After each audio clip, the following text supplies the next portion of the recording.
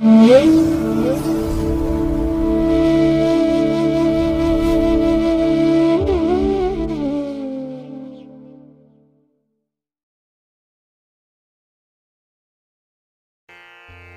ಮಹಾಗಣಪತೇ ನಮಃ.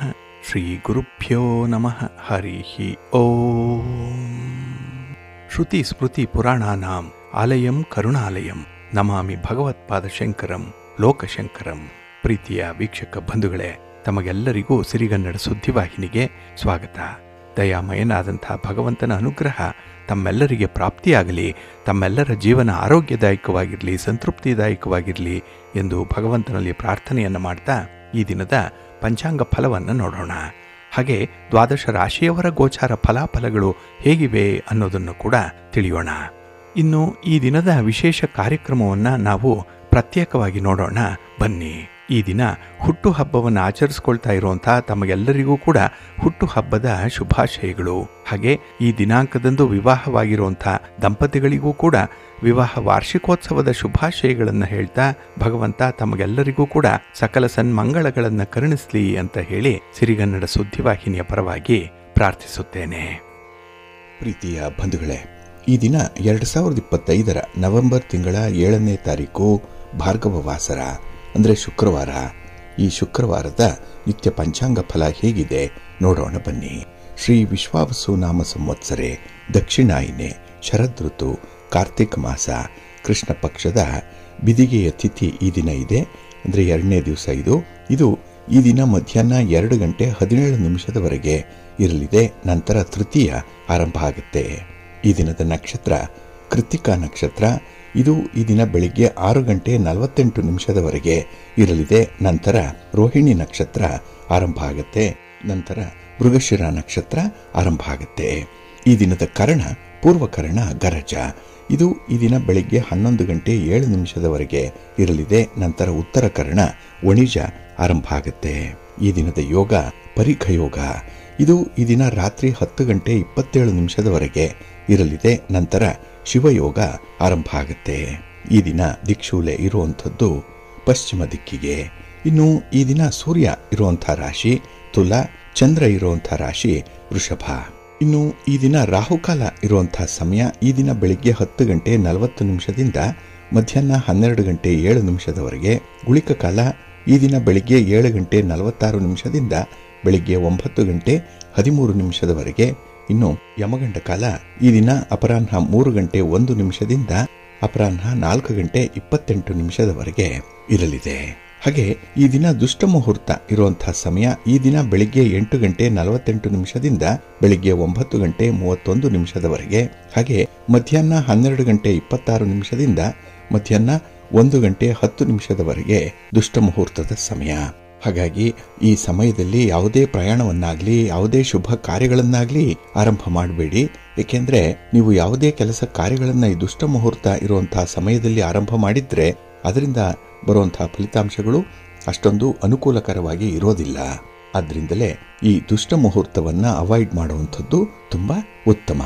ಇನ್ನು ಈ ದಿನ ಅಭಿಜಿನ್ ಮುಹೂರ್ತ ಇರುವಂತಹ ಸಮಯ ಈ ದಿನ ಬೆಳಿಗ್ಗೆ 11 ಗಂಟೆ 42 ನಿಮಿಷದಿಂದ ಮಧ್ಯಾಹ್ನ 12 ಗಂಟೆ 26 ನಿಮಿಷದವರೆಗೆ ಅಭಿಜಿತ್ ಮುಹೂರ್ತ ಇರುವಂತಹ ಸಮಯ. ಹಾಗೆ ಈ ದಿನ ವಿಶೇಷವಾಗಿ ಅಮೃತ ಕಾಲ ಇರುವಂತಹ ಸಮಯ ಈ ದಿನ ರಾತ್ರಿ 10 ಗಂಟೆ 20 ನಿಮಿಷದಿಂದ ರಾತ್ರಿ 11 ಗಂಟೆ 45 ನಿಮಿಷದವರೆಗೆ ಅಮೃತ ಕಾಲದ ಸಮಯ.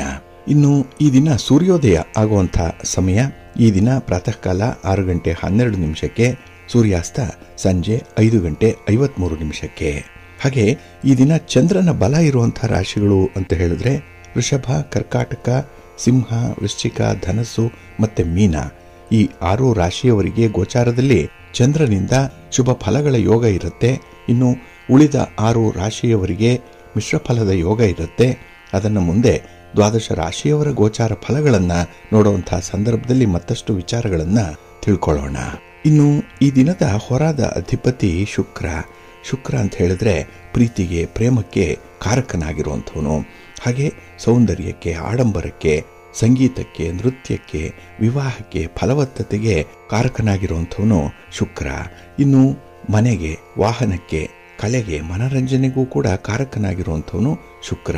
ಹಾಗಾಗಿ ಈ ದಿನ ಪ್ರೇಮಿಗಳಿಗೆ ಪತಿ ಪತ್ನಿಯರಿಗೆ ತುಂಬಾ ಉತ್ತಮವಾದಂತಹ ಅವಕಾಶಗಳು ಸಿಕ್ಕುವಂತಹ ದಿನ.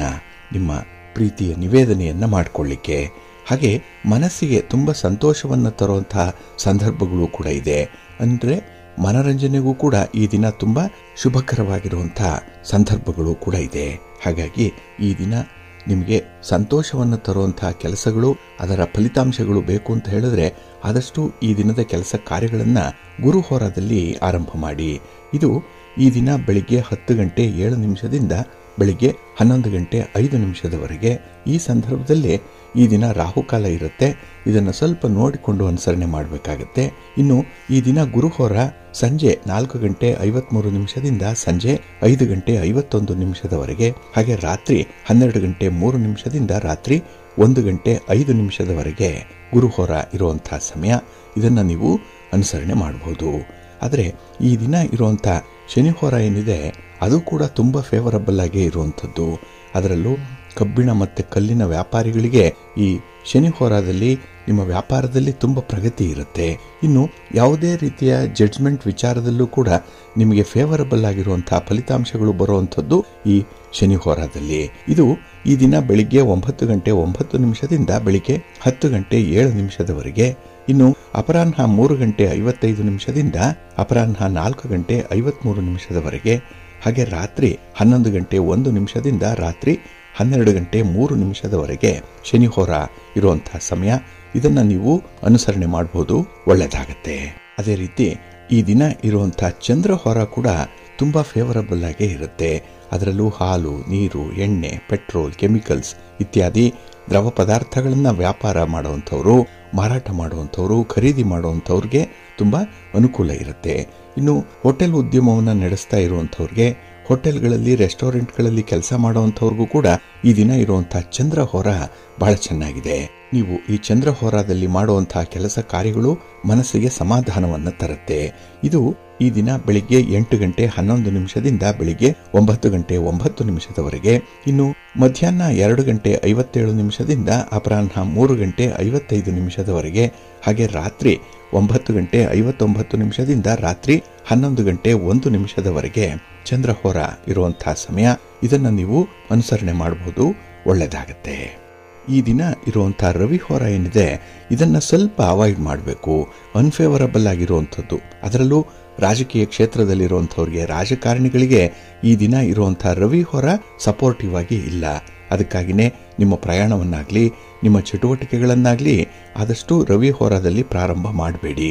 ಇನ್ನು ಗಣ್ಯರನ್ನ ಭೇಟಿ ಮಾಡಬೇಕು, ಸರ್ಕಾರದ ಅಧಿಕಾರಿಗಳನ್ನು ಭೇಟಿ ಮಾಡಬೇಕು ಅನ್ನುವಂಥ ವಿಚಾರ ಏನಾದರೂ ಇದ್ದರೆ ಅದನ್ನು ಕೂಡ ಈ ದಿನ ಇರುವಂಥ ರವಿಹೋರದಲ್ಲಿ ಮಾಡಬೇಡಿ. ನಿಮಗೆ ಅಷ್ಟೊಂದು ಒಳ್ಳೆಯ ಫಲ ಸಿಕ್ಕಲ್ಲ.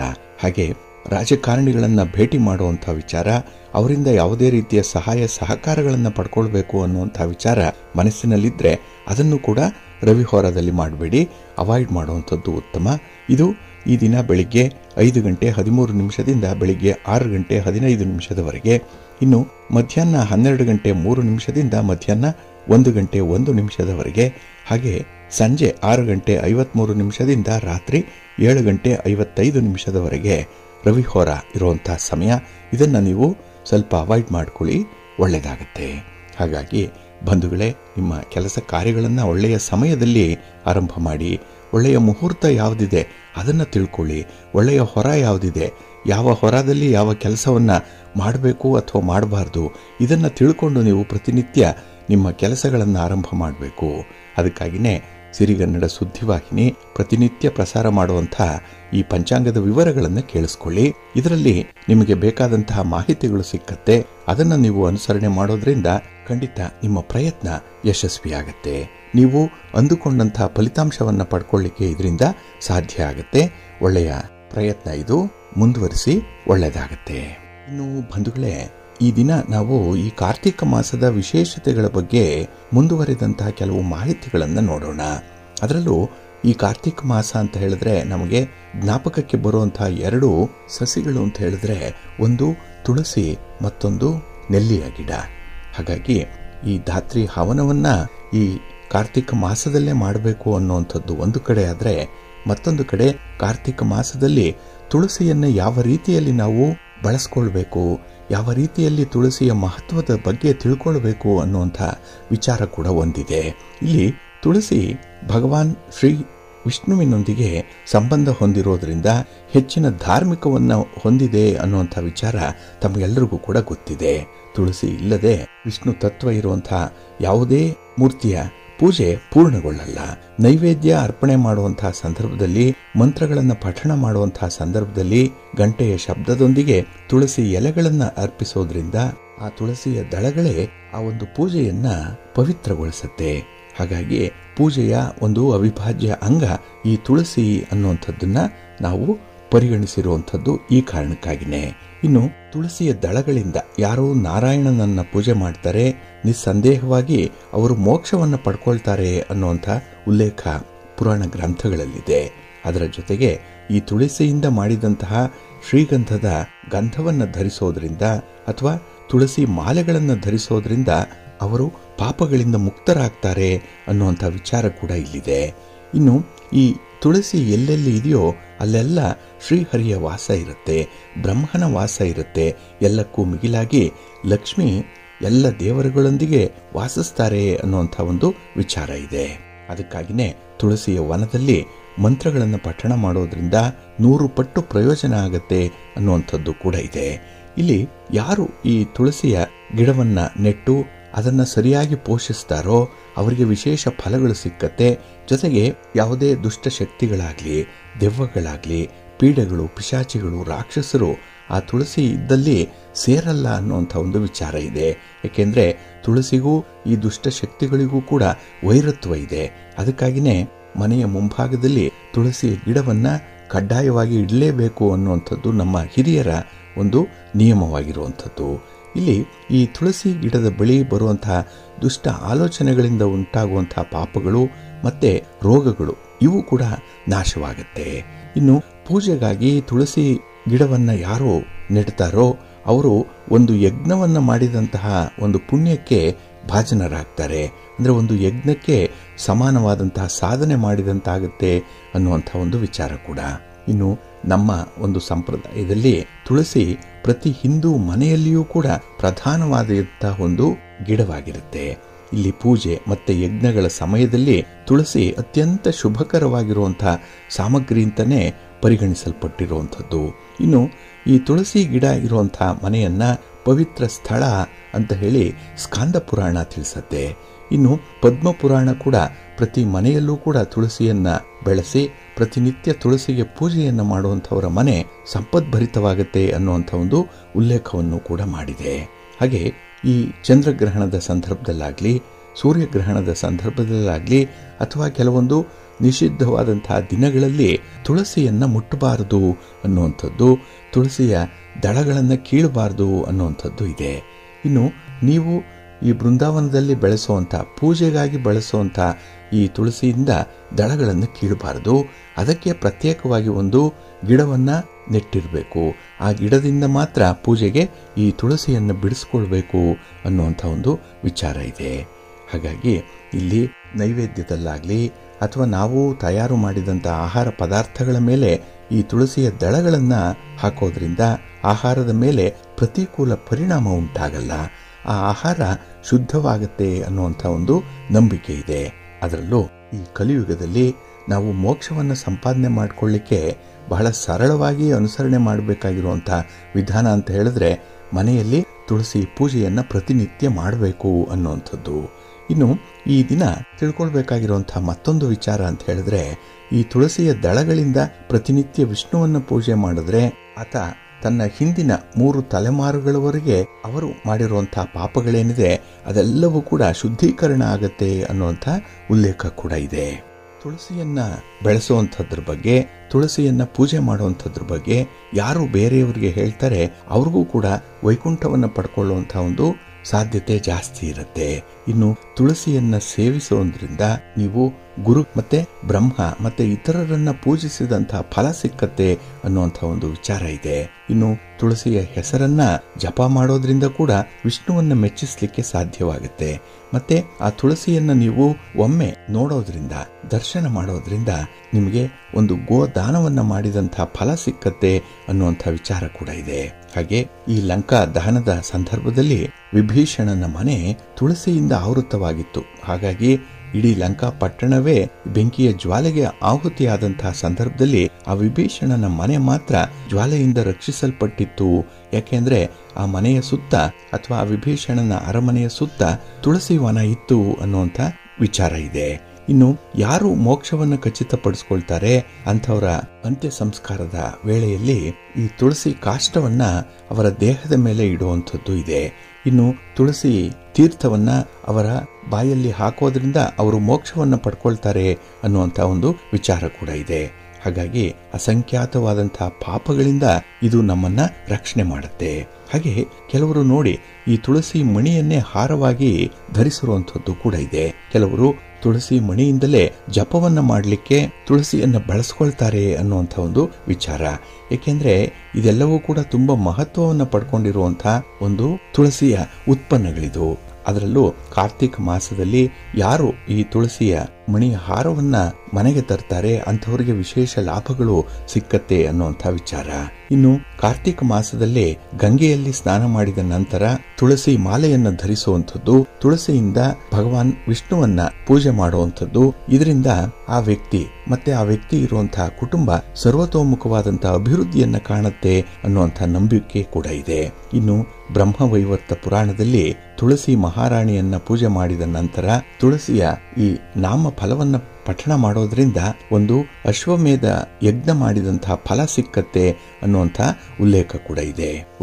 ವೃಂದಾವನಿ ವಿಶ್ವಪೂಜಿತ ವಿಶ್ವಪಾವನಿ ಪುಷ್ಪಸಾರ ನಂದಿನಿಜ ತುಳಸಿ ಕೃಷ್ಣ ಜೀವನಿ ಅನ್ನುವಂಥ ಮಂತ್ರವನ್ನ ಹೇಳ್ಕೊಳ್ಳೋದ್ರಿಂದ, ತುಳಸಿಯನ್ನ ಪೂಜೆ ಮಾಡೋದ್ರಿಂದ ನನ್ನ ಪಾಪಗಳನ್ನ ಪರಿಹಾರ ಮಾಡು ಅಂತ ಹೇಳೇನೆ ಪ್ರಾರ್ಥನೆ ಮಾಡಿಕೊಂಡು ಈ ತುಳಸಿಯನ್ನ ಬಳಸಬೇಕು ಅನ್ನುವಂಥದ್ದು ಇದೆ.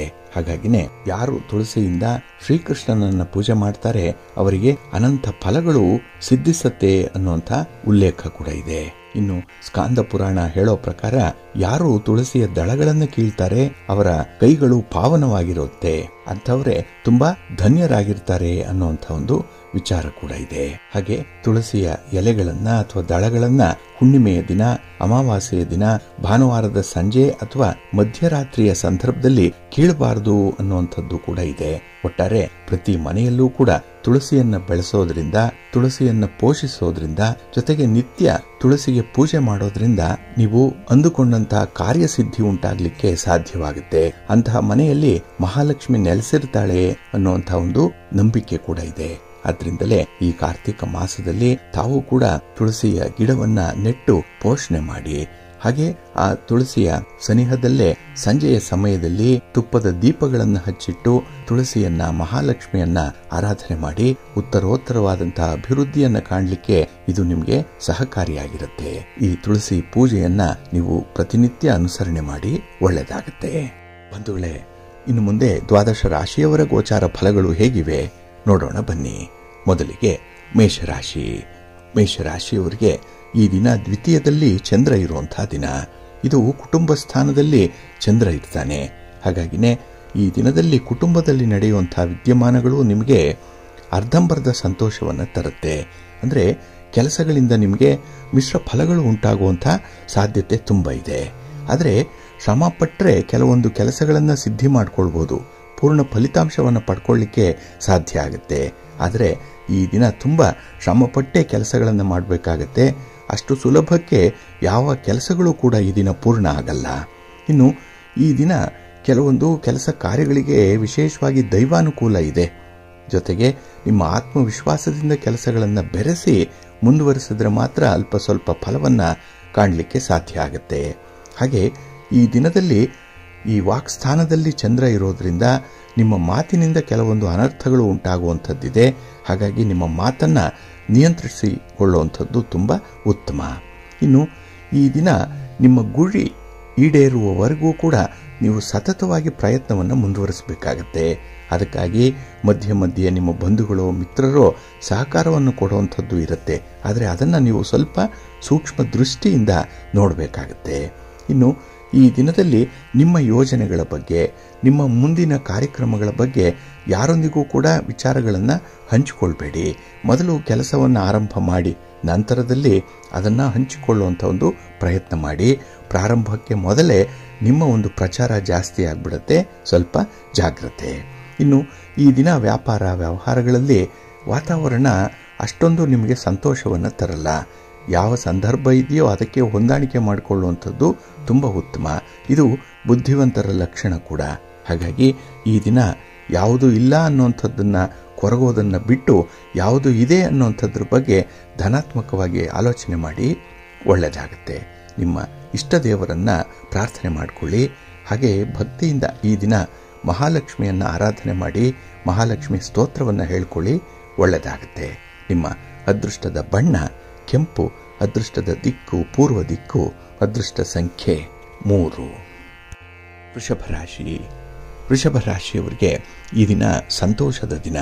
ಏಕೆಂದರೆ ಈ ದಿನ ನೀವು ಕಷ್ಟಪಟ್ಟು ಮಾಡಿದಂಥ ಕೆಲಸಕ್ಕೆ ಉತ್ತಮ ಪ್ರತಿಫಲ ಸಿಕ್ಕತ್ತೆ.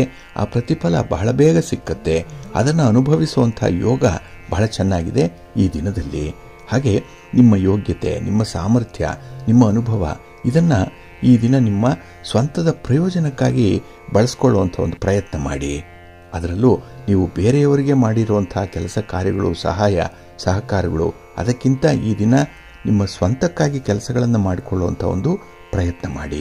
ಇಲ್ಲಿ ಸ್ವಂತ ಅಂತ ಹೇಳಿದ್ರೆ ನಿಮ್ಮ ಕುಟುಂಬವೂ ಕೂಡ ಸೇರಿಕೊಂಡಿರುವಂಥದ್ದು. ಇನ್ನು ಈ ದಿನದಲ್ಲಿ ಕೆಲವೊಂದು ವಿಚಾರಗಳಲ್ಲಿ ಆಶ್ಚರ್ಯಕರವಾದಂತಹ ಫಲಿತಾಂಶಗಳು ನಿಮಗೆ ಬರಬಹುದು. ಎಲ್ಲದಕ್ಕೂ ಕೂಡ ಈ ದಿನ ನೀವು ಸಿದ್ಧರಾಗಿ ಇರಬೇಕಾಗತ್ತೆ. ಇನ್ನು ಈ ದಿನ ಕೆಲವೊಂದು ವಿವಾದಗಳಿಂದ ದೂರ ಇರ್ತೀರಿ. ಯಾಕೆಂದರೆ ಈಗಾಗಲೇ ಸಾಕಷ್ಟು ಅನುಭವಗಳು ಉಂಟಾಗಿದೆ. ಯಾರಿಂದ ಆಗುವಂತಹ ವಿವಾದ ಯಾವ ರೀತಿಯ ಪರಿಣಾಮವನ್ನು ಉಂಟು ಮಾಡುತ್ತೆ ಅನ್ನುವಂಥ ವಿಚಾರ ನಿಮಗೆ ತುಂಬ ಚೆನ್ನಾಗಿ ಗೊತ್ತಾಗಿದೆ. ಅದರಿಂದಲೇ ಅಂಥವರಿಂದ ಸ್ವಲ್ಪ ದೂರ ಉಳಿಯುವಂಥ ಪ್ರಯತ್ನ ಕೂಡ ಈ ದಿನ ಬಹಳ ವಿಶೇಷವಾಗಿ ಇರುತ್ತೆ. ಇನ್ನು ನಿಮ್ಮ ಬಹುದಿನದ ಬಯಕೆಗಳೇನಿದೆ ಅದರ ಗರಿಗೆ ತರುವಂಥ ಸಾಧ್ಯತೆ ಕೂಡ ಇದೆ. ಆ ಬಯಕೆಗಳು ಪೂರ್ಣ ಆಗುವಂಥ ಅವಕಾಶಗಳು ಕೂಡ ಇದೆ. ಇನ್ನು ಈ ದಿನದಲ್ಲಿ ನಿಮಗೆ ತುಂಬ ಸಂತೋಷವನ್ನು ತರುವಂಥ ಒಂದು ಸುದ್ದಿಯನ್ನು ಕೇಳುವಂಥದ್ದು ಕೂಡ ಇದೆ. ಹಾಗೆ ವ್ಯಾಪಾರ ವ್ಯವಹಾರಗಳಲ್ಲಿ ಒಂದು ಪ್ರಗತಿ ಇದೆ, ಅಭಿವೃದ್ಧಿ ಇದೆ. ಜೊತೆಗೆ ಈ ದಿನ ನಿಮ್ಮಲ್ಲಿ ಇರುವಂಥ ಒಂದು ಪ್ರತಿಭೆಯನ್ನು, ಜ್ಞಾನವನ್ನು ಸೂಕ್ತವಾಗಿ ಬಳಸ್ಕೊಂಡ್ರೆ ಈ ದಿನ ಪ್ರಯತ್ನದಲ್ಲಿ ತುಂಬ ಯಶಸ್ಸನ್ನು ಕಾಣುವಂಥದ್ದು ಕೂಡ ಇರುತ್ತೆ. ಒಟ್ಟಾರೆ ಈ ದಿನದ ಸಫಲತೆ ನಿಮ್ಮ ಪ್ರಯತ್ನಕ್ಕೆ ಮೀರಿದಂತೆ ಬಂದಿರುವಂಥದ್ದು. ಅದಕ್ಕಾಗಿಯೇ ನಿಮ್ಮ ಮನೆ ದೇವರನ್ನು ಸ್ಮರಣೆ ಮಾಡ್ತಾ ಇರಿ. ಗಣಪತಿಯನ್ನು ಆರಾಧನೆ ಮಾಡಿ ಗಣಪತಿಯ ಸ್ತೋತ್ರವನ್ನು ಹೇಳ್ಕೊಳ್ಳಿ. ಒಳ್ಳೆಯದಾಗುತ್ತೆ. ನಿಮ್ಮ ಅದೃಷ್ಟದ ಬಣ್ಣ ಗುಲಾಬಿ, ಅದೃಷ್ಟದ ದಿಕ್ಕು ಪೂರ್ವ ದಿಕ್ಕು, ಅದೃಷ್ಟ ಸಂಖ್ಯೆ 1. ಮಿಥುನ ರಾಶಿಯವರಿಗೆ ಈ ದಿನ 12ರಲ್ಲಿ ಚಂದ್ರ, ವ್ಯಯಸ್ಥಾನದಲ್ಲಿ ಚಂದ್ರ. ಹಾಗಾಗಿ ನಿಮ್ಮ ಕೆಲಸ ಕಾರ್ಯಗಳಿಗೆ ಈ ದಿನ ಮಿಶ್ರ ಫಲಿತಾಂಶಗಳು ಕಾದಿರುವಂಥದ್ದು. ಹಾಗೆ ಈ ದಿನ ನಿಮ್ಮ ಕರ್ತವ್ಯವನ್ನು ಮಾತ್ರ ನೀವು ಮುಂದುವರಿಸಿ. ನಿಮ್ಮ ಆ ಕೆಲಸಕ್ಕೆ ಬರುವಂತಹ ಫಲಾಫಲಗಳೇನಿದೆ ಅದನ್ನು ಭಗವಂತನಿಗೆ ಬಿಟ್ಬಿಡಿ. ಹಾಗಾಗಿನೇ ಈ ಕೆಲಸವನ್ನು ಸ್ವಲ್ಪ ಸ್ಪೀಡಪ್ ಮಾಡಬೇಕು. ಸೋಮಾರಿತನವನ್ನು ಈ ದಿನ ಸ್ವಲ್ಪ ಪಕ್ಕಕ್ಕಿಡಬೇಕಾಗತ್ತೆ. ಹಾಗೆ ಕೆಲವೊಂದು ವಿಚಾರಗಳಲ್ಲಿ ನಿಮಗೆ ತುಂಬ ತಳಮಳ. ಆ ಕೆಲಸ ಆಗುತ್ತೋ ಇಲ್ವೋ, ನಷ್ಟ ಆಗುತ್ತೋ ಲಾಭ ಆಗುತ್ತೋ, ಹಾಗೆ ಅದು ಯಾರಿಗೆ ಉಪಯೋಗಕ್ಕೆ ಬರುತ್ತೋ ಬರಲ್ವೋ, ಈ ರೀತಿಯ ಆಲೋಚನೆಗಳು ಮನಸ್ಸಲ್ಲಿ ಬರುವಂಥದ್ದಿದೆ. ಆದರೆ ಆಲೋಚನೆಗಳಿದ್ದರೆ ಅದರಲ್ಲೇ ಮುಳುಗಿ ಹೋಗ್ತೀರಿ. ಹಾಗಾಗಿ ಪ್ರಯತ್ನವನ್ನು ನೀವು ಮುಂದುವರಿಸಿ. ಯೋಜನೆ ಬೇಕು, ಆದರೆ ಅದಕ್ಕೆ ಪೂರಕವಾದಂಥ ಸಂಪನ್ಮೂಲಗಳನ್ನು ಕೂಡ ಇಟ್ಟುಕೊಂಡು ಪ್ರಯತ್ನ ಮುಂದುವರಿಸಿ. ಒಳ್ಳೆಯದಾಗುತ್ತೆ. ಇನ್ನು ಯಾರನ್ನೋ ಹೆಚ್ಚಿನ ಅವಲಂಬನೆಯಿಂದ ನಿಮ್ಮ ಕೆಲಸಗಳಲ್ಲಿ ಎಡವಟ್ಟು ಮಾಡ್ಕೊಳ್ತೀರಿ. ಹಾಗಾಗಿ ಈ ದಿನ ಒಂದು ಡಿಪೆಂಡೆನ್ಸಿಯನ್ನು ಕಡಿಮೆ ಮಾಡಿಕೊಳ್ಬೇಕು. ನಿಮ್ಮಲ್ಲಿ ಹಣ ಇದೆಯಾ, ನಿಮ್ಮಲ್ಲಿ ಸಂಪನ್ಮೂಲ ಇದೆಯಾ, ಕೆಲಸ ಆರಂಭ ಮಾಡಿ. ಇಲ್ಲಾಂದರೆ ಅದನ್ನು ಮೊದಲು ಕ್ರೋಢೀಕರಣ ಮಾಡುವಂಥ ಒಂದು ಪ್ರಯತ್ನ ಮಾಡಿ. ಈಗ ನಿಮ್ಮ ಘಟನೆ ಏನಿದೆ ಅದು ನಿಮ್ಮನ್ನು ಭಾವಪರವಶರನ್ನಾಗಿ ಮಾಡಿಬಿಡುತ್ತೆ. ಹಾಗಾಗಿನೇ ಈ ದಿನ ಪ್ರಾಕ್ಟಿಕಲ್ ಆಗಿ ಇರಲಿಕ್ಕೂ ಕೂಡ ಸ್ವಲ್ಪ ಕಷ್ಟ ಸಾಧ್ಯವಾಗುವಂಥದ್ದು. ಇನ್ನು ಈ ದಿನ ನಿಮ್ಮ ಸಂಬಂಧಿಕರ ಜೊತೆಯಲ್ಲಿ ಬಹಳ ಎಚ್ಚರಿಕೆಯಿಂದ ವ್ಯವಹಾರ ಮಾಡುವಂಥದ್ದು ತುಂಬ ಉತ್ತಮ. ಏಕೆಂದರೆ ಮನಃಶಾಂತಿ ಈ ದಿನ ಅಗತ್ಯವಾಗಿ ನಿಮಗೆ ಬೇಕಾಗಿರುವಂಥದ್ದು. ಅದು ಬೇಕು ಅಂತ ಹೇಳಿದ್ರೆ ವ್ಯವಹಾರದಲ್ಲಿ ಈ ದಿನ ಸ್ವಲ್ಪ ಕಟ್ಟುನಿಟ್ಟಿನ ನಿರ್ಧಾರವನ್ನು ಕೈಗೊಳ್ಳಬೇಕಾದಂತಹ ಪರಿಸ್ಥಿತಿ ಕೂಡ ಇರುತ್ತೆ. ಒಟ್ಟಾರೆ ಈ ದಿನ ಮನಸ್ಸಿಗೆ ಶಾಂತಿ, ನೆಮ್ಮದಿ ಕಾಪಾಡಿಕೊಳ್ಳುವಂಥದ್ದು, ಜೊತೆಗೆ ಸ್ವಲ್ಪ ಅಭಿವೃದ್ಧಿಯತ್ತ ಗಮನ ಹರಿಸುವಂಥದ್ದು ಬಹಳ ಮುಖ್ಯವಾಗುತ್ತೆ. ಅದಕ್ಕಾಗಿಯೇ ಈ ದಿನ ಮಹಾಲಕ್ಷ್ಮಿಯನ್ನು ಆರಾಧನೆ ಮಾಡಿ ಮಹಾವಿಷ್ಣುವನ್ನು ಪ್ರಾರ್ಥನೆ ಮಾಡಿಕೊಳ್ಳಿ, ಒಳ್ಳೆಯದಾಗತ್ತೆ. ನಿಮ್ಮ ಅದೃಷ್ಟದ ಬಣ್ಣ ಕೆಂಪು, ಅದೃಷ್ಟದ ದಿಕ್ಕು ಪೂರ್ವ ದಿಕ್ಕು, ಅದೃಷ್ಟ ಸಂಖ್ಯೆ 2. ಕರ್ಕಾಟಕ ರಾಶಿ. ಕರ್ಕಾಟಕ ರಾಶಿಯವರಿಗೆ ಈ ದಿನ ಸಂತೋಷದ ದಿನ. ಏಕೆಂದರೆ ನಿಮ್ಮ ರಾಶಿಯ ಅಧಿಪತಿಯಾದಂತಹ ಚಂದ್ರ ಈ ದಿನ ನಿಮಗೆ ಲಾಭಸ್ಥಾನದಲ್ಲಿದ್ದಾನೆ. 11ನೇ ಮನೆ, ವಿಶೇಷವಾದಂತಹ ಪ್ರಗತಿ, ವಿಶೇಷವಾದಂತಹ ಕೆಲಸ ಕಾರ್ಯಗಳು, ಹಾಗೆ ಈ ದಿನ ಜ್ಞಾಪಕ ಶಕ್ತಿ ಕೂಡ ನಿಮಗೆ ತುಂಬ ಸಪೋರ್ಟಿವ್ ಆಗಿರುತ್ತೆ. ಒಂದು ಸನ್ನಿವೇಶ ಬಹಳ ಕ್ಲಿಷ್ಟಕರವಾಗಿರುವಂಥದ್ದು, ಬಹಳ ಕ್ರೂಷಿಯಲ್ ಆಗಿರುವಂತಹ ಸಂದರ್ಭ, ಅದರಲ್ಲಿ ನಿಮ್ಮ ಜ್ಞಾಪಕದಿಂದ ಕೆಲವೊಂದು ವಿಚಾರಗಳನ್ನು ಹೊರ ತೆಗಿತೀರಿ. ಅದು ನಿಮ್ಮನ್ನು ಒಂದು ಸಮಸ್ಯೆಯಿಂದ ಪಾರು ಮಾಡುತ್ತೆ, ನಷ್ಟದಿಂದ ಪಾರು ಮಾಡುತ್ತೆ. ಹಾಗಾಗಿ ಈ ದಿನ ನಿಮ್ಮ ಮನಸ್ಸು, ನಿಮ್ಮ ನೆನಪಿನ ಶಕ್ತಿ, ಇದರ ಮೇಲೆ ನಿಮ್ಮ ಸಕ್ಸಸ್ ನಿಂತಿರುವಂಥದ್ದು. ಇನ್ನು ಈ ದಿನದಲ್ಲಿ ಕೋರ್ಟು ಕಚೇರಿ ವ್ಯವಹಾರಗಳಾಗಲಿ, ಬಹಳ ದಿನಗಳಿಂದ ಅರ್ಧಂಬರ್ಧ ಆಗಿ ಉಳಿದಿದ್ದಂತಹ ಕೆಲಸ ಆಗಲಿ ಸರಾಗವಾಗಿ ಮುಂದುವರಿಯುತ್ತೆ. ಫಲಿತಾಂಶ ಈ ದಿನವೇ ಬರದೇ ಇರಬಹುದು, ಆದರೆ ಪ್ರಯತ್ನದ ಅಂತಿಮ ಭಾಗ ಈ ದಿನ ನಿಮ್ಮದಾಗಿರುತ್ತೆ. ಇನ್ನು ಈ ದಿನ ಮನಸ್ಸಿಗೆ ಸಮಾಧಾನ ತರುವಂತಹ ಸನ್ನಿವೇಶಗಳೇ ಇರುವಂಥದ್ದು. ಮನೆಯಲ್ಲೂ ಕೂಡ ಸಮಾಧಾನ ಇದೆ. ನಿಮ್ಮ ಉದ್ಯೋಗ ಕ್ಷೇತ್ರದಲ್ಲಿ, ವ್ಯಾಪಾರ ಕ್ಷೇತ್ರದಲ್ಲೂ ಕೂಡ ನಿಮಗೆ ತುಂಬ ಸಮಾಧಾನವನ್ನು ಕಾಣುವಂಥ ಸಂದರ್ಭ. ಹಾಗೆ ಈ ದಿನ ನಿಮ್ಮ ಬಂಧು ಮಿತ್ರರಿಂದ ಒಳಿತನ್ನು ಕಾಣುವಂಥ ಸಂದರ್ಭ ಇದೆ. ಅವರಿಂದ ನಿಮಗೆ ಸಿಕ್ಕುವಂತಹ ಸಹಾಯ ಅಷ್ಟಕ್ಕಷ್ಟೇ, ಆದರೂ ಕೂಡ ಒಂದು ರೀತಿಯಲ್ಲಿ ಸಮಾಧಾನ ಇರುತ್ತೆ. ಇನ್ನು ಈ ದಿನದಲ್ಲಿ ಯಾವುದೇ ಒಂದು ವಿಚಾರದಲ್ಲಿ ನೀವು ತೆಗೆದುಕೊಳ್ಳುವಂತಹ ತ್ವರಿತ ನಿರ್ಧಾರ ನಿಮಗೆ ಒಳ್ಳೆಯ ಲಾಭವನ್ನೇ ತರುತ್ತೆ. ಅದರಲ್ಲೂ ಈ ದಿನ ಹಣ್ಣಿನ ವ್ಯಾಪಾರಿಗಳಿಗೆ, ಹಾಗೆ ಈ ಚಿಲ್ಲರೆ ಮಾರಾಟಗಾರರಿಗೆ ಅತ್ಯುತ್ತಮವಾದಂಥ ಲಾಭದಾಯಕವಾದಂಥ ದಿನವಾಗಿರುತ್ತೆ. ಏಕೆಂದರೆ ವ್ಯವಹಾರ ಈ ದಿನ ಬಹಳ ಚೆನ್ನಾಗಿ ನಡೆಯುತ್ತೆ. ಇನ್ನು ಕೆಲಸದ ನಿರ್ವಹಣೆಯಲ್ಲಿ ಪ್ರಯಾಣ ಮಾಡುವಂಥ ಸಂದರ್ಭ, ಇದು ಕೂಡ ನಿಮಗೆ ಶುಭವನ್ನು, ಲಾಭವನ್ನು ತರುವಂಥದ್ದು. ಒಟ್ಟಾರೆ ಈ ದಿನ ನೀವು ಕೈಗೊಳ್ಳುವಂಥ ಪ್ರತಿ ಕೆಲಸದಲ್ಲೂ ಕೂಡ ಸಮಾಧಾನ ಇದೆ, ಸಂತೋಷ ಇದೆ. ನಿಮ್ಮ ಮನೆ ದೇವರನ್ನು ಸ್ಮರಣೆ ಮಾಡ್ತಾ ಇರಿ. ಹಾಗೆ ಭಕ್ತಿಯಿಂದ ಈ ದಿನ ಶಿವಪಂಚಾಕ್ಷರಿ ಮಂತ್ರವನ್ನು ಹೇಳ್ಕೊಳ್ಳಿ. ಶಿವನ ಪರಿವಾರ ದೇವತೆಗಳನ್ನು ಪ್ರಾರ್ಥನೆ ಮಾಡ್ಕೊಳ್ಳಿ, ಒಳ್ಳೆಯದಾಗತ್ತೆ. ನಿಮ್ಮ ಅದೃಷ್ಟದ ಬಣ್ಣ ಬಿಳುಪು, ಅದೃಷ್ಟದ ದಿಕ್ಕು ಈಶಾನ್ಯ ದಿಕ್ಕು, ಅದೃಷ್ಟ ಸಂಖ್ಯೆ 1. ಸಿಂಹರಾಶಿ. ಸಿಂಹರಾಶಿಯವರಿಗೆ ಈ ದಿನ ಉದ್ಯೋಗ ಸ್ಥಾನದಲ್ಲಿ ಚಂದ್ರ ಇರೋದ್ರಿಂದ ನಿಮ್ಮ ಕೆಲಸ ಕಾರ್ಯಗಳಲ್ಲಿ ತುಂಬ ಯಶಸ್ಸನ್ನು ಪಡ್ಕೊಳ್ಳುವಂತಹ ದಿನ. ಯಶಸ್ಸಿನ ಜೊತೆಗೆ ಈ ದಿನ ಸಮಾಧಾನ. ಹಾಗಾಗಿ ಈ ದಿನ ಶುಭ ಫಲಗಳು ನಿಮ್ಮ ಪ್ರಯತ್ನಕ್ಕೆ ಸಿಕ್ಕುವಂಥದ್ದು. ಆದರೆ ಈ ಅವಸರದ ಕೆಲಸಗಳಿಂದ ಸ್ವಲ್ಪ ಅವ್ಯವಸ್ಥೆ ಉಂಟಾಗುವಂಥದ್ದು. ಹಾಗಾಗಿ ಸಮಾಧಾನದಿಂದ ಶಾಂತಿಯುತವಾಗಿ ಕೆಲಸಗಳನ್ನು ಮುಂದುವರಿಸಬೇಕಾಗತ್ತೆ. ಇನ್ನು ಯಾವಾಗಲೂ ಕೂಡ ನೀವು ಕ್ರಮಬದ್ಧವಾಗಿ ಆಲೋಚನೆಯನ್ನು ಮಾಡಬೇಕು. ತುಂಬ ತಾಳ್ಮೆ ಬೇಕು ಈ ದಿನ. ಏಕೆಂದರೆ ಕೆಲವೊಂದು ತಾಳ್ಮೆಯನ್ನು ಪರೀಕ್ಷೆ ಮಾಡುವಂತಹ ಸಂದರ್ಭ ಕೂಡ ಈ ದಿನ ನಿಮಗೆ ಬರುವಂಥದ್ದು ಇದೆ. ಹಾಗೆ ಈ ದಿನ ನಿಮಗೆ ಕುಟುಂಬಸ್ಥರಿಂದ ಒಳ್ಳೆಯ ಸಹಕಾರ ಸಿಕ್ಕತ್ತೆ. ಹಾಗೆ ಅವರ ಮಾರ್ಗದರ್ಶನ, ಅವರ ಒಂದು ಸಹಕಾರ, ಇದರಿಂದ ಪೂರ್ಣ ಫಲವನ್ನು ಪಡ್ಕೊಳ್ಳಿಕ್ಕೆ, ಹಾಗೆ ಹಿಡಿದ ಕೆಲಸಗಳನ್ನು ಮುಂದುವರಿಸಲಿಕ್ಕೆ ಒಳ್ಳೆಯ ಅನುಕೂಲತೆಗಳು ಇರುವಂಥದ್ದು ಇದೆ. ಹಾಗೆ ಈ ದಿನದ ಕನಸು ನನಸಾಗುತ್ತೆ. ಏಕೆಂದರೆ ನಿಮ್ಮ ಪ್ರಯತ್ನ ತುಂಬ ಪಾಸಿಟಿವ್ ಆಗಿ ಇರುತ್ತೆ. ಹಾಗೆ ಈ ದಿನದಲ್ಲಿ ಯಾವುದೇ ಕೆಲಸದಲ್ಲಿ ನಿಮ್ಮ ಅನುಭವವನ್ನು ಹೊರಗೆ ಹಚ್ಚಬೇಕಾಗತ್ತೆ. ಏಕೆಂದರೆ ಅನುಭವ ಇದ್ದಲ್ಲಿ ಮಾತ್ರ ಕೆಲಸಗಳನ್ನು ಮುಂದುವರಿಸಿ, ಹೊಸ ಕೆಲಸಕ್ಕೆ ಈ ದಿನ ಕೈ ಹಾಕಬೇಡಿ. ಇನ್ನು ವಿಶೇಷವಾಗಿ ಯಾವುದೇ ಒಂದು ಸಮಸ್ಯೆ ಇದ್ದರೆ ಅದರ ಪರಿಹಾರ ಅನ್ನುವಂಥದ್ದು ಮನಸ್ಸಿಗೆ ಬಂದರೆ ಪರ್ಯಾಯ ಕ್ರಮದ ಬಗ್ಗೆ ಆಲೋಚನೆ ಮಾಡಿ. ಏಕೆಂದರೆ ಒಂದು ಸಮಸ್ಯೆಯನ್ನು ನಿವಾರಣೆ ಮಾಡಲಿಕ್ಕೆ 10 ದಾರಿಗಳಿದೆ ಅನ್ನುವಂಥದ್ದು ನಿಮ್ಮ ಗಮನಕ್ಕೆ ಬರಬೇಕು. ಅದು ಪ್ರಾಕ್ಟಿಕಲ್ ಆಗಿ ಯೋಚನೆ ಮಾಡುವಂಥವ್ರಿಗೆ ಮಾತ್ರ ಸಾಧ್ಯವಾಗುತ್ತೆ. ಈ ದಿನ ನೀವು ಕೂಡ ಈ ಪ್ರಯತ್ನ ಮಾಡಿ, ಒಳ್ಳೆಯ ಫಲಿತಾಂಶ ನಿಮಗೆ ಸಿಕ್ಕತ್ತೆ. ಹಾಗೆ ಈ ದಿನ ಸ್ನೇಹಿತರ ಜೊತೆ, ಹಾಗೆ ಮನೆಯಲ್ಲಿರುವಂಥ ಹಿರಿಯ ಸದಸ್ಯರ ಜೊತೆ ಸೌಹಾರ್ದದಿಂದ ಮುಂದುವರಿರಿ, ಒಳ್ಳೆಯದಾಗತ್ತೆ. ನಿಮ್ಮ ಮನೆ ದೇವರನ್ನು ಸ್ಮರಣೆ ಮಾಡ್ತಾ ಇರಿ. ಹಾಗೆ ಭಕ್ತಿಯಿಂದ ಈ ದಿನ ನೀವು ಸುಬ್ರಹ್ಮಣ್ಯ ಸಹಸ್ರನಾಮ ಸ್ತೋತ್ರವನ್ನು ಹೇಳ್ಕೊಳ್ಳಿ, ಮಹಾಗಣಪತಿಯನ್ನು ಆರಾಧನೆ ಮಾಡಿಕೊಳ್ಳಿ, ಒಳ್ಳೆಯದಾಗತ್ತೆ. ನಿಮ್ಮ ಅದೃಷ್ಟದ ಬಣ್ಣ ನೇರಳೆ, ಅದೃಷ್ಟದ ದಿಕ್ಕು ಈಶಾನ್ಯ ದಿಕ್ಕು, ಅದೃಷ್ಟ ಸಂಖ್ಯೆ 1. ಕನ್ಯಾ ರಾಶಿ. ಕನ್ಯಾ ರಾಶಿಯವರಿಗೆ ಈ ದಿನ ನವಮದಲ್ಲಿ ಚಂದ್ರ ಇರೋದ್ರಿಂದ ನಿಮ್ಮ ಕೆಲಸ ಕಾರ್ಯಗಳಲ್ಲಿ ಈ ದಿನ ಸ್ವಲ್ಪ ಉತ್ಸಾಹದ ಕೊರತೆ ಕಾಣಿಸ್ತಾ ಇದೆ. ಕೆಲಸಗಳಿಂದ ಅಷ್ಟೊಂದು ಒಳ್ಳೆಯ ಫಲಿತಾಂಶಗಳು ಸಿಕ್ಕಲ್ಲ. ಹಾಗಾಗಿನೇ ಈ ದಿನದ ವಿದ್ಯಮಾನಗಳಲ್ಲಿ ನಿಮಗೆ ಸ್ವಲ್ಪ ಹಿನ್ನಡೆ ಇರುವಂಥದ್ದು. ಹಣಕಾಸಿನ ವಿಚಾರದಲ್ಲಂತೂ ಈ ದಿನ ನಷ್ಟ ಆಗ್ಬಿಡುತ್ತೆ. ಹಾಗಾಗಿ ದೊಡ್ಡ ದೊಡ್ಡ ಯೋಜನೆಗಳಿಗೆ ಕೈ ಹಾಕಬೇಡಿ.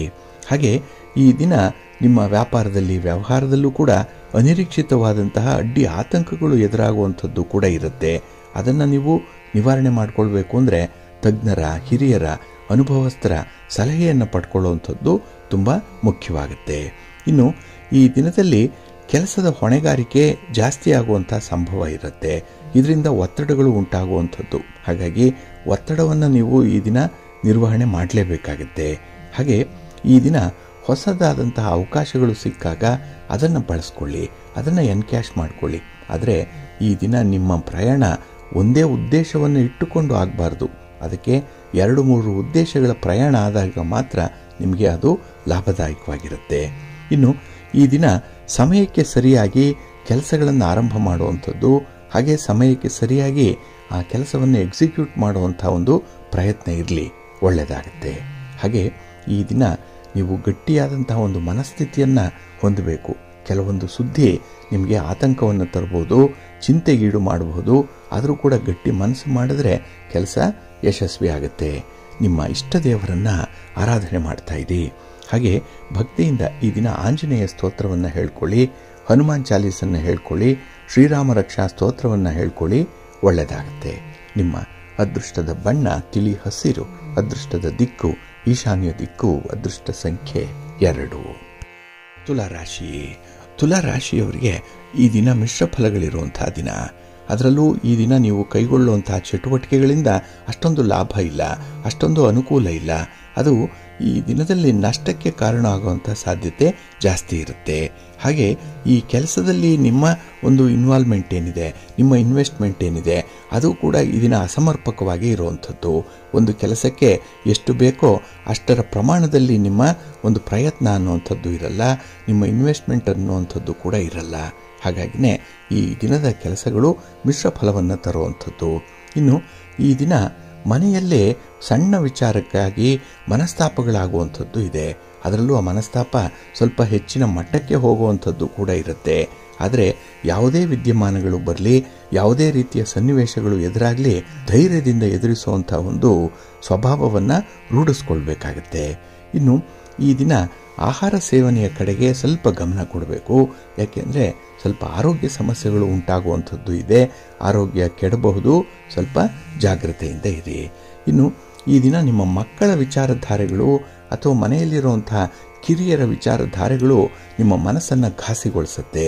ಹಾಗಾಗಿನೇ ಈ ದಿನ ಯಾವುದೇ ಸಂದರ್ಭದಲ್ಲೂ ಕೂಡ ನಿಮ್ಮ ಮನಸ್ಸು ಕಲುಷಿತ ಆಗಬಾರ್ದು, ಆ ರೀತಿಯಲ್ಲಿ ನೋಡಿಕೊಳ್ಳುವಂಥದ್ದು ಉತ್ತಮ. ಇನ್ನು ಈ ದಿನ ಮನಸ್ಸಿಗೆ ಶಾಂತಿ ಸಮಾಧಾನ ಇದ್ದಾಗ ಮಾತ್ರ ಕೆಲಸಗಳನ್ನು ಆರಂಭ ಮಾಡಿ. ಸ್ವಲ್ಪ ಒತ್ತಡವನ್ನು ಈ ದಿನ ನಿಯಂತ್ರಿಸಿಕೊಳ್ಬೇಕಾಗತ್ತೆ. ನಿಮ್ಮ ಇಷ್ಟ ದೇವರನ್ನು ಆರಾಧನೆ ಮಾಡ್ತಾ ಇರಿ. ಹಾಗೆ ಭಕ್ತಿಯಿಂದ ಅನ್ನಪೂರ್ಣೇಶ್ವರಿ ಸ್ತೋತ್ರವನ್ನು ಹೇಳ್ಕೊಳ್ಳಿ, ಶಿವನ ಪರಿವಾರ ದೇವತೆಗಳನ್ನು ಪ್ರಾರ್ಥನೆ ಮಾಡ್ತಾ ಇರಿ, ಒಳ್ಳೆಯದಾಗುತ್ತೆ. ನಿಮ್ಮ ಅದೃಷ್ಟದ ಬಣ್ಣ ಗುಲಾಬಿ, ಅದೃಷ್ಟದ ದಿಕ್ಕು ಈಶಾನ್ಯ ದಿಕ್ಕು, ಅದೃಷ್ಟ ಸಂಖ್ಯೆ 1. ವೃಶ್ಚಿಕ ರಾಶಿ. ವೃಶ್ಚಿಕ ರಾಶಿಯವರಿಗೆ ಈ ದಿನ ಕಳತ್ರ ಸ್ಥಾನದಲ್ಲಿ ಚಂದ್ರ ಇರುವಂಥ ದಿನ. ಹಾಗಾಗಿ ಈ ದಿನದ ವಿದ್ಯಮಾನಗಳು ನಿಮಗೆ ಸಂತೋಷವನ್ನು ತರುತ್ತೆ. ಹಾಗೆ ಈ ದಿನ ನಿಮ್ಮ ಆಸೆ ಆಕಾಂಕ್ಷೆಗಳು ಬಯಕೆಗಳು ಇದನ್ನು ಈಡೇರಿಸಿಕೊಳ್ಳಿಕ್ಕೆ ಒಳ್ಳೆಯ ಅವಕಾಶ ಸಿಕ್ಕತ್ತೆ. ಹಾಗೆ ಈ ದಿನ ಪ್ರೇಮಿಗಳಿಗೂ ಕೂಡ ಉತ್ತಮವಾದಂತಹ ಒಂದು ಸಾಧನೆ ಮಾಡಲಿಕ್ಕೆ ಅವಕಾಶ ಇದೆ. ಇದನ್ನು ಸದುಪಯೋಗಪಡಿಸ್ಕೊಳ್ಬೇಕು. ಆದರೆ ಕಾರಣ ಇಲ್ಲದೆ ಶತ್ರುಗಳ ಸಂಖ್ಯೆ ಜಾಸ್ತಿ ಆಗುವಂಥ ಸಂಭವ ಇದೆ. ಇದನ್ನು ಸ್ವಲ್ಪ ನಿಯಂತ್ರಣದಲ್ಲಿ ಇಟ್ಕೊಳ್ಬೇಕಾಗತ್ತೆ. ಹಾಗೆ ಈ ದಿನದಲ್ಲಿ ಕೆಲವೊಂದು ವಿಚಾರಗಳನ್ನು ನಿಮ್ಮ ಸ್ನೇಹಿತರ ಜೊತೆಯಲ್ಲಾಗಲಿ ಅಥವಾ ತೀರಾ ದೂರದ ಬಂಧುಗಳ ಜೊತೆಯಲ್ಲಾಗಲಿ ಹಂಚಿಕೊಳ್ಳುವಂಥದ್ದನ್ನು ಮಾಡಬೇಡಿ. ಏಕೆಂದರೆ ನಿಮ್ಮ ಕೆಲಸ ಕಾರ್ಯಗಳು, ನಿಮ್ಮ ಪ್ರಗತಿ, ನಿಮ್ಮ ಫಲಿತಾಂಶ ಅದು ಅವರಿಗೆ ತುಂಬ ಹೊಟ್ಟೆ ಉರಿಯನ್ನು ತರಿಸುವಂಥದ್ದು. ಹಾಗಾಗಿನೇ ಹೊಟ್ಟೆ ಉರಿಗೆ ಕೆಲವೊಂದು ವಿಚಾರಗಳಲ್ಲಿ ನಿಮಗೆ ಹಿನ್ನಡೆ ಉಂಟಾಗುವಂಥದ್ದಿರುತ್ತೆ. ಸ್ವಲ್ಪ ಜಾಗ್ರತೆ. ಇನ್ನು ಈ ದಿನ ಯಾರನ್ನು ನಂಬಬೇಕು, ಯಾರನ್ನು ನಂಬಬಾರದು ಅನ್ನುವಂಥ ಒಂದು ಜಿಜ್ಞಾಸೆ ಕೂಡ ಇರುತ್ತೆ. ಏಕೆಂದರೆ ನಿಮ್ಮ ಮನಸ್ಥಿತಿ ಆ ರೀತಿಯಲ್ಲಿ ಪರಿವರ್ತನೆ ಆಗಿರುವಂಥದ್ದು. ಇನ್ನು ಒಂದು ಸಣ್ಣ ಸಮಸ್ಯೆ ದೊಡ್ಡ ಸಮಸ್ಯೆಯಾಗಿ ಬೆಳೆಯುವಂಥದ್ದನ್ನು ನೀವೇ ನೋಡ್ತೀರಿ, ಅದಕ್ಕೆ ನೀವೇ ವಿಟ್ನೆಸ್ ಆಗುವಂಥದ್ದು ಇರುತ್ತೆ. ಹಾಗಾಗಿನೇ ಅಂತಹ ಸಂದರ್ಭಗಳು ಬಂದಾಗ ತುಂಬ ಲೈಟಾಗಿ ಅದನ್ನು ಪರಿಗಣಿಸಬೇಕು. ಯಾವುದೇ ವಿಚಾರಗಳನ್ನು ಸೀರಿಯಸ್ ಆಗಿ ಯೋಚನೆ ಮಾಡಲಿಕ್ಕೆ ಹೋಗಬೇಡಿ. ಭಗವಂತ ಇದ್ದಾನೆ, ಬಂದದ್ದೆಲ್ಲ ಬರಲಿ, ಗೋವಿಂದನ ದಯೆಯೊಂದಿರಲಿ ಅಂತ ಹೇಳಿ ನೀವು ಮುಂದುವರಿಸಿ, ಒಳ್ಳೆಯದಾಗತ್ತೆ. ನಿಮ್ಮ ಇಷ್ಟ ದೇವರನ್ನು ಆರಾಧನೆ ಮಾಡ್ತಾ ಇರಿ. ಹಾಗೆ ಭಕ್ತಿಯಿಂದ ಈ ದಿನ ನೀವು ವಿಷ್ಣು ಸ್ತೋತ್ರವನ್ನು ಹೇಳ್ಕೊಳ್ಳಿ, ವಿಷ್ಣು ಸಹಸ್ರನಾಮವನ್ನು ಹೇಳ್ತಾ ಇರಿ, ಒಳ್ಳೆಯದಾಗತ್ತೆ. ನಿಮ್ಮ ಅದೃಷ್ಟದ ಬಣ್ಣ ಬಿಳುಪು, ಅದೃಷ್ಟದ ದಿಕ್ಕು ಈಶಾನ್ಯ ದಿಕ್ಕು, ಅದೃಷ್ಟ ಸಂಖ್ಯೆ 1. ಧನುರಾಶಿ. ಧನುರಾಶಿಯವರಿಗೆ ಈ ದಿನ ಷಷ್ಠದಲ್ಲಿ ಚಂದ್ರ ಇರುವಂತಹ ದಿನ. ಹಾಗಾಗಿನೇ ಈ ದಿನ ನೀವು ಉತ್ತಮ ಒಂದು ವಾರ್ತೆಯನ್ನು ಕೇಳುವಂಥದ್ದು, ನಿಮ್ಮ ಪ್ರಯತ್ನಕ್ಕೆ ವಿಶೇಷ ಫಲ ಸಿಕ್ಕುವಂಥ ಸಾಧ್ಯತೆಗಳು ಕೂಡ ಇದೆ. ಹಾಗೆ ಈ ದಿನದಲ್ಲಿ ಕೆಲವೊಬ್ಬರನ್ನು ನೀವು ಅತಿಯಾಗಿ ನಂಬಿ ಮೋಸ ಹೋಗುವಂಥದ್ದು ಕೂಡ ಇರುತ್ತೆ. ಹಾಗಾಗಿನೇ ಈ ಶತ್ರುಗಳ ಉಪಟಳ ಜಾಸ್ತಿ ಆಗಬಾರ್ದು. ಹಾಗೆ ನಿಮ್ಮ ಕೆಲಸ ಕಾರ್ಯಗಳನ್ನು, ನಿಮ್ಮ ಗುರಿಯನ್ನು ತಲುಪಲಿಕ್ಕೆ ನಿಮಗೆ ಸಹಾಯ ಮಾಡುವಂಥವ್ರು ಮಾತ್ರ ಈ ದಿನ ನಿಮ್ಮ ಜೊತೆಯಲ್ಲಿ ಇರಬೇಕಾಗತ್ತೆ. ಹಾಗೆ ಈ ದಿನ ಯಾವುದೇ ಒಂದು ವಿಚಾರದಲ್ಲೂ ಕೂಡ ನಿಮ್ಮ ಪ್ರಯತ್ನ ಬಹಳ ಅದ್ವಿತೀಯವಾಗಿರುತ್ತೆ. ಅಷ್ಟೊಂದು ಆರ್ಡಿನರಿಯಾಗಿರಲ್ಲ, ಎಲ್ಲವೂ ಕೂಡ ಎಕ್ಸ್ಟ್ರಾ ಆರ್ಡಿನರಿಯಾಗಿಯೇ ನಿಮ್ಮ ಪ್ರಯತ್ನದಲ್ಲಿ ಸಮ್ಮಿಳಿತವಾಗುವಂಥದ್ದು ಇರುತ್ತೆ. ಇನ್ನು ಈ ದಿನದಲ್ಲಿ ಯಾವುದೇ ವಿಚಾರದಲ್ಲೂ ಕೂಡ ಆತಂಕ ಪಡಬೇಡಿ, ಭಯ ಬೇಡ, ಧೈರ್ಯದಿಂದ ಎದುರಿಸುವಂಥ ಒಂದು ಕಲೆಗಾರಿಕೆ ನಿಮ್ಮದಾಗಿರಲಿ. ಇನ್ನು ಅನಿರೀಕ್ಷಿತವಾದಂತಹ ಒಂದು ಸಂತೋಷಕರವಾದಂತಹ ಘಟನೆ ನಿಮ್ಮ ಜೀವನದಲ್ಲಿ ನಡೆಯುವಂಥದ್ದು ಇದೆ. ಒಟ್ಟಾರೆ ಆ ಎಲ್ಲ ಬದಲಾವಣೆಗಳನ್ನು ತುಂಬ ಪಾಸಿಟಿವ್ ಆಗಿ ನೀವು ಸ್ವೀಕರಿಸಬೇಕಾಗುತ್ತೆ. ಹಾಗೆ ಕಾರ್ಯಕ್ಷೇತ್ರದಲ್ಲಿ ಈ ದಿನ ಸ್ವಲ್ಪ ಹೆಣಗಾಟವನ್ನು ಕಡಿಮೆ ಮಾಡಿಕೊಳ್ಳುವಂಥದ್ದು ಕೂಡ ಇದೆ. ಜೊತೆಗೆ ಈ ದಿನ ಸಾಮಾಜಿಕ ಕಾರ್ಯಗಳಲ್ಲೂ ಕೂಡ ನಿಮ್ಮನ್ನು ನೀವು ತೊಡಗಿಸಿಕೊಳ್ಳುವಂಥದ್ದು, ಆ ಸಾಮಾಜಿಕ ಮೌಲ್ಯ ಹೆಚ್ಚಾಗುವಂಥದ್ದು ಈ ದಿನದಲ್ಲಿರುತ್ತೆ. ಒಟ್ಟಾರೆ ಈ ದಿನದ ವಿದ್ಯಮಾನಗಳು, ನಿಮ್ಮ ಪ್ರಯತ್ನಗಳು ನಿಮಗೆ ಶಾಂತಿ ಸಮಾಧಾನವನ್ನು ತರುತ್ತೆ. ಆದರೆ ಈ ದಿನ ನಿಮ್ಮ ಮನಸ್ಸಿಗೆ ಯಾವ ಕೆಲಸ ಹಿಡಿಸಲ್ಲ, ಅದನ್ನು ಮಾಡಲಿಕ್ಕೆ ಹೋಗಬೇಡಿ. ಖುಷಿಯಾಗಿರುವಂತಹ ಕೆಲಸ ಕಾರ್ಯಗಳ ಬಗ್ಗೆ ಮಾತ್ರ ಆಲೋಚನೆ ಇರಲಿ, ಒಳ್ಳೆಯದಾಗುತ್ತೆ. ನಿಮ್ಮ ಮನೆ ದೇವರನ್ನು ಸ್ಮರಣೆ ಮಾಡ್ತಾ ಇರಿ. ಹಾಗೆ ಭಕ್ತಿಯಿಂದ ಈ ದಿನ ಶ್ರೀರಾಮ ರಕ್ಷಾ ಸ್ತೋತ್ರವನ್ನು ಹೇಳ್ಕೊಳ್ಳಿ, ರಾಮನಾಮ ಜಪ ಮಾಡ್ಕೊಳ್ಳಿ, ಒಳ್ಳೆಯದಾಗುತ್ತೆ. ನಿಮ್ಮ ಅದೃಷ್ಟದ ಬಣ್ಣ ನೇರಳೆ, ಅದೃಷ್ಟದ ದಿಕ್ಕು ಪೂರ್ವ ದಿಕ್ಕು, ಅದೃಷ್ಟ ಸಂಖ್ಯೆ 1. ಮಕರ ರಾಶಿ. ಮಕರ ರಾಶಿಯವರಿಗೆ ಈ ದಿನ ಪಂಚಮದಲ್ಲಿ ಚಂದ್ರ ಇದ್ದಾನೆ. ಹಾಗಾಗಿ ಈ ದಿನದ ವಿದ್ಯಮಾನಗಳಿಗೆ ನೀವು ವಿಶೇಷ ಅರ್ಥವನ್ನು ಕೊಡಬಾರದು. ಯಾವುದು ಸನ್ನಿವೇಶಕ್ಕೆ ನಿಮಗೆ ಪೂರಕವಾಗಿ ಕೆಲಸ ಮಾಡಲಿಕ್ಕೆ ಸಾಧ್ಯವಿರುತ್ತೋ ಅಂಥ ಒಂದು ವಾತಾವರಣದಲ್ಲೇ ಕೆಲಸವನ್ನು ಮಾಡಿ. ಇಲ್ಲದರ ಉಸಾಬರಿಗೆ ಈ ದಿನ ಹೋಗಬೇಡಿ. ಹಾಗೆ ಈ ದಿನ ಶತ್ರುಗಳು ನಿಮ್ಮನ್ನು ಕಾಲೆಳೆಯಲಿಕ್ಕೆ ಕಾಯ್ತಾ ಇರುವಂಥ ಸಂದರ್ಭ ಇದೆ. ಹಾಗಾಗಿ ಈ ಶತ್ರುಗಳ ಮುಂದೆ ಎಡವಿ ಬೀಳಬಾರ್ದು, ಸ್ವಲ್ಪ ಎಚ್ಚರಿಕೆಯಿಂದಲೇ ನಡಿಬೇಕಾಗತ್ತೆ. ಇನ್ನು ಈ ದಿನ ಮನೆಯಲ್ಲಿ ಈ ಕುಟುಂಬ ಸದಸ್ಯರ ಜೊತೆಯಲ್ಲಿ ಭಿನ್ನಾಭಿಪ್ರಾಯಕ್ಕೆ ಕಾರಣವಾಗುವಂಥ ಒಂದು ಅಂಶ ಕೂಡ ಇದೆ. ಹಾಗಾಗಿ ಈ ದಿನ ಅಂಥದ್ದ ವೀಕ್ನೆಸ್ಸನ್ನು, ಆ ಮನೆಯ ಗುಟ್ಟನ್ನು ಆದಷ್ಟು ಹೊರಗೆ ಎಳೆಯುವಂಥ ಪ್ರಯತ್ನವನ್ನು ಮಾಡಬೇಡಿ. ಸಂಸಾರದ ಗುಟ್ಟು ವ್ಯಾಧಿ ರಟ್ಟು ಅನ್ನುವಂಥ ರೀತಿಯಲ್ಲಿ ಆ ಸಂಸಾರದ ವಿದ್ಯಮಾನಗಳು 4 ಗೋಡೆಗಳ ಮಧ್ಯದಲ್ಲೇ ಇತ್ಯರ್ಥ ಆಗಬೇಕು. ಸ್ವಲ್ಪ ಜಾಗ್ರತೆಯಿಂದ ಇರಿ. ಇನ್ನು ಹಣಕಾಸಿನ ವಿಚಾರದಲ್ಲಿ ಈ ದಿನ ಜಾಗ್ರತೆ ತುಂಬ ಬೇಕಾಗುತ್ತೆ. ಯಾರಿಗೂ ಕೂಡ ಸಾಲವನ್ನು ಕೊಡುವಂಥದ್ದು, ಸಾಲವನ್ನು ತರುವಂಥದ್ದು ಅಥವಾ ಸಾಲಕ್ಕೆ ಜಾಮೀನಾಗಿ ನಿಲ್ಲುವಂಥ ಈ ವಿದ್ಯಮಾನಗಳೇನಿದೆ, ಇದನ್ನು ಆದಷ್ಟು ಈ ದಿನ ಕಡ್ಡಾಯವಾಗಿ ನೀವು ದೂರ ಇಡಬೇಕಾಗತ್ತೆ. ಹಾಗೆ ಈ ದಿನ ನಿಮ್ಮ ಮನೋಕಾಮನೆಗಳನ್ನು ಈಡೇರಿಸಿಕೊಳ್ಳಿಕ್ಕೆ ಬಹಳ ವಿಶೇಷ ಪ್ರಯತ್ನವನ್ನೇನೋ ಮಾಡ್ತೀರಿ, ಆದರೆ ಪ್ರಯತ್ನ ನಿಮಗೆ ಅರ್ಧಂಬರ್ಧ ಫಲವನ್ನು ತರುವಂಥದ್ದು. ಹಾಗೆ ಮನಸ್ಸು ಗೊಂದಲದಲ್ಲೇ ಇರುವಂಥ ಸಾಧ್ಯತೆ ಇರುತ್ತೆ. ಒಟ್ಟಾರೆ ಯಾವ ವಿಚಾರದಲ್ಲೂ ಕೂಡ ನಿಮಗೆ ಅಷ್ಟೊಂದು ಕ್ಲಾರಿಟಿ ಅನ್ನುವಂಥದ್ದು ಇರಲ್ಲ. ಕೆಲಸಗಳು ನಿಧಾನ ಆದಾಗ ಮನಸ್ಸಿಗೂ ಕೂಡ ನಿಮ್ಮ ಫಲಿತಾಂಶವನ್ನು ಬೇಗ ಅನುಭವಿಸಲಿಲ್ವಲ್ಲ ಅನ್ನುವಂಥ ಒಂದು ಚಿಂತೆ ಕಾಡುವಂಥದ್ದು ಇದೆ. ಒಟ್ಟಾರೆ ಈ ದಿನ ನಿಮಗೆ ಸ್ವಲ್ಪ ಚಿಂತಿತವಾದಂತಹ ದಿನ, ಚಿಂತೆ ಹೆಚ್ಚಾಗುವಂತಹ ದಿನ. ಸ್ವಲ್ಪ ಜಾಗ್ರತೆ. ನಿಮ್ಮ ಇಷ್ಟ ದೇವರನ್ನು ಆರಾಧನೆ ಮಾಡ್ತಾ ಇರಿ. ಹಾಗೆ ಭಕ್ತಿಯಿಂದ ಈ ದಿನ ನೀವು ದುರ್ಗಾಸ್ತುತಿಯನ್ನು ಮಾಡಿ, ಅಮ್ಮನವರ ದರ್ಶನ ಮಾಡಿಕೊಳ್ಳಿ. ಶಿವನ ಪರಿವಾರ ದೇವತೆಗಳನ್ನು ಪ್ರಾರ್ಥನೆ ಮಾಡ್ತಾ ಇರಿ, ಒಳ್ಳೆಯದಾಗತ್ತೆ. ನಿಮ್ಮ ಅದೃಷ್ಟದ ಬಣ್ಣ ಕೆಂಪು, ಅದೃಷ್ಟದ ದಿಕ್ಕು ಉತ್ತರ ದಿಕ್ಕು, ಅದೃಷ್ಟ ಸಂಖ್ಯೆ 1. ಕುಂಭರಾಶಿ. ಕುಂಭರಾಶಿಯವರೆಗೂ ಈ ದಿನ ಚತುರ್ಥದಲ್ಲಿ ಚಂದ್ರ ಇರುವಂಥ ದಿನ, ಮಿಶ್ರ ಫಲಗಳಿರುವಂಥ ದಿನ. ಹಾಗಾಗಿ ಈ ದಿನ ಮನಸ್ಸಿಗೆ ಆಗುವಂಥ ಘಾಸಿ, ಮನಸ್ಸಿಗೆ ಆಗುವಂಥ ನೋವು ಈ ದಿನ ಯಾರೊಂದಿಗೂ ಕೂಡ ಹಂಚಿಕೊಳ್ಳಿಕ್ಕೂ ಕೂಡ ಸಾಧ್ಯ ಆಗಲ್ಲ. ಅಷ್ಟರ ಮಟ್ಟಕ್ಕೆ ಸ್ವಲ್ಪ ಒತ್ತಡದಲ್ಲಿ ಇರ್ತೀರಿ. ಹಾಗೆ ಈ ದಿನ ಹಣಕಾಸಿನ ವಿಚಾರ, ಬಂಡವಾಳ ಹೂಡಿಕೆ ವಿಚಾರ, ಇದರ ಬಗ್ಗೆ ಅಥವಾ ಈ ಖರೀದಿ ಮಾರಾಟ ಇದರ ಬಗ್ಗೆ ಕೂಡ ಈ ದಿನ ಸ್ವಲ್ಪ ಎಚ್ಚರಿಕೆಯಿಂದ ಇರಿ. ದೊಡ್ಡ ಮಟ್ಟದಲ್ಲಿ ವ್ಯವಹಾರಗಳನ್ನು ಮಾಡಲಿಕ್ಕೆ ಹೋಗಬೇಡಿ. ಇನ್ನು ವಾಹನ ಚಾಲನೆ ಮಾಡುವಂತಹ ಸಂದರ್ಭದಲ್ಲಿ ಸ್ವಲ್ಪ ಜಾಗೃತೆ ವಹಿಸಬೇಕಾಗತ್ತೆ. ಹಾಗೆ ವಿಶೇಷವಾಗಿ ಈ ದಿನ ಯಾವುದೇ ಒಂದು ಸಣ್ಣ ಪುಟ್ಟ ವಿಚಾರಕ್ಕೆ ಮನಸ್ತಾಪಗಳಾಗ್ಬೋದು, ಭಿನ್ನಾಭಿಪ್ರಾಯಗಳು ಬರ್ಬೋದು.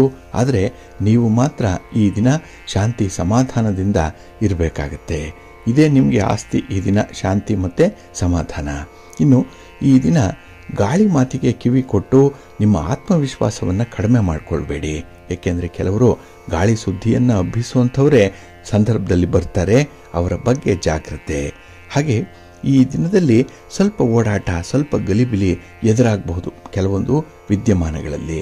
ಆದರೂ ಕೂಡ ನೀವು ಈ ದಿನದ ಕೊನೆಯ ವೇಳೆಗೆ ಸಮಾಧಾನವನ್ನು ಹೊಂದಲಿಕ್ಕೆ ಎಲ್ಲ ಅವಕಾಶಗಳು ಕೂಡ ನಿಮಗೆ ಕೂಡಿ ಬರುತ್ತೆ. ಗ್ರಹಗತಿಗಳು ಕೂಡ ಈ ಸಂದರ್ಭದಲ್ಲಿ ನಿಮಗೆ ಮಿಶ್ರ ಫಲವನ್ನು ತರಬಹುದು. ಆದರೂ ಕೂಡ ಧೈರ್ಯದಿಂದ ಮುಂದುವರಿಸ್ತೀರಿ, ಒಳ್ಳೆಯದಾಗುತ್ತೆ. ನಿಮ್ಮ ಇಷ್ಟ ದೇವರನ್ನು ಆರಾಧನೆ ಮಾಡ್ತಾ ಇರಿ. ಹಾಗೆ ಭಕ್ತಿಯಿಂದ ಈ ದಿನ ರುದ್ರದೇವರನ್ನು ಪ್ರಾರ್ಥನೆ ಮಾಡಿಕೊಳ್ಳಿ, ಒಳ್ಳೆಯದಾಗುತ್ತೆ. ನಿಮ್ಮ ಅದೃಷ್ಟದ ಬಣ್ಣ ಕೆಂಪು, ಅದೃಷ್ಟದ ದಿಕ್ಕು ಈಶಾನ್ಯ ದಿಕ್ಕು, ಅದೃಷ್ಟ ಸಂಖ್ಯೆ 1. ಮೀನರಾಶಿ. ಮೀನರಾಶಿಯವರಿಗೆ ಈ ದಿನ ತೃತೀಯದಲ್ಲಿ ಚಂದ್ರ, ಕೀರ್ತಿ ಸ್ಥಾನದಲ್ಲಿ ಚಂದ್ರ.